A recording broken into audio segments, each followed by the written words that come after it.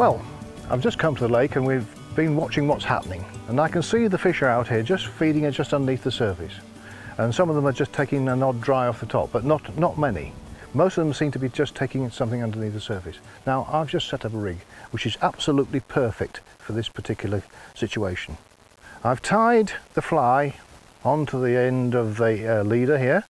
This is a grey wolf, and it's a nice bushy fly that will float. And onto the hook of that I've tied another 9 inches of nylon, and then at the end of that I've tied on a buzzer, a green buzzer in this case. And all you need to do with this is cast it out onto the water, let it drift with the speed of the current going across there. I've got it sitting in the surface film there now. You can probably see it sitting there. There's the dry fly, and just underneath it is the nymph. In this case it's a buzzer, and you can see the wind's just moving it beautifully for you. You don't really need to have any more than that movement at all. And the first thing you'll look for, you'll see a fish come in for that.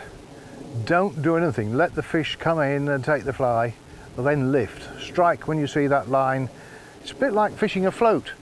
Like coarse fishermen, it's the same sort of way of doing it. Very effective way of doing it.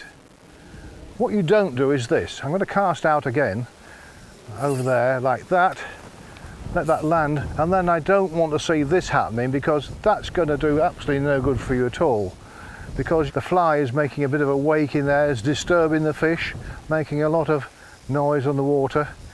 You want to be stealthy. See how that fly now is drifting in the wind? That's perfect. All I need to do is, with this figure of 8 retrieve, just keep that line in touch with the fly all the time. If you're going to move it very slowly.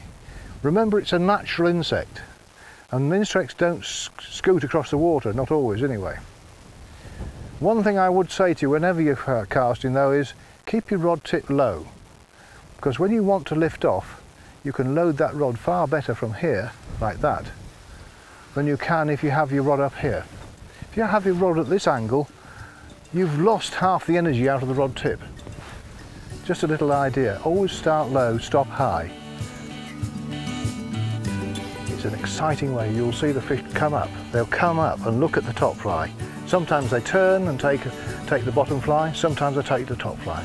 But one thing's guaranteed, it's an exciting way, interesting way of catching fish.